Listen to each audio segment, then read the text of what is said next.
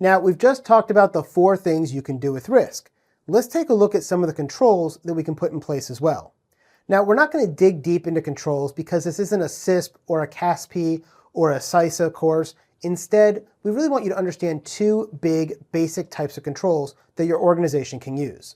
There's technical controls and there's operational controls. Now, there's another type of control called administrative controls, which is much more about policies and procedures. Those aren't really going to give you the big bang for your buck that you'll get from a technical or an operational control. So I'm really just going to focus on those 2.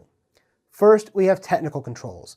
These are systems, devices, software, and settings that are used to enforce the confidentiality, integrity, and availability requirements of a particular system. When we talk about technical controls, these are things like firewalls, intrusion detection systems, and intrusion protection systems. By putting these things in place, I can block certain ports and protocols. I can make sure that those things aren't being used, and I can protect myself from those vulnerabilities. Now, I can also do things like technical controls for antivirus.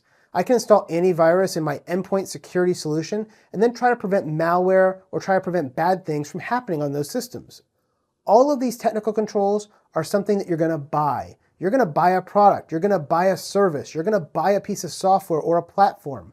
Any of these things are technical controls, and you're going to get vendors talk to you all the time about what they have to sell and how they have the solution to all of your problems.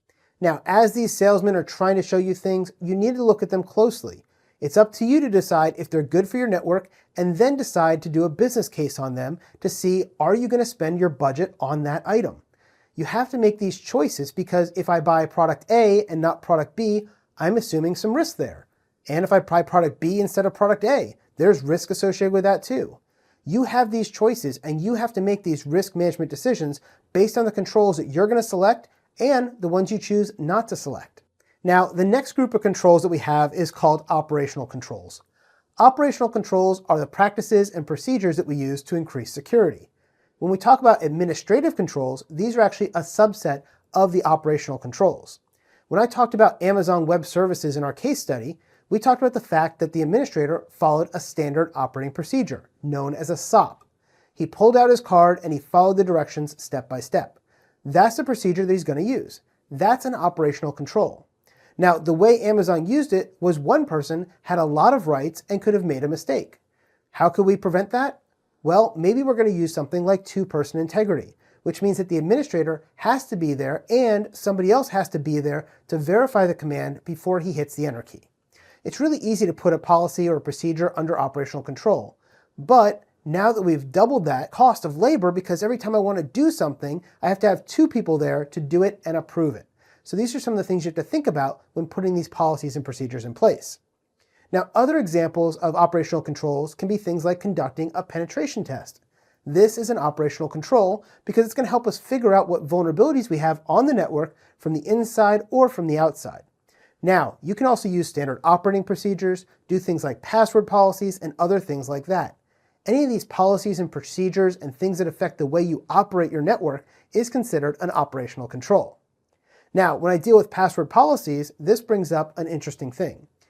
Let's say you have a policy that says you're going to use a 14-character password, but there's also a technical implementation to that.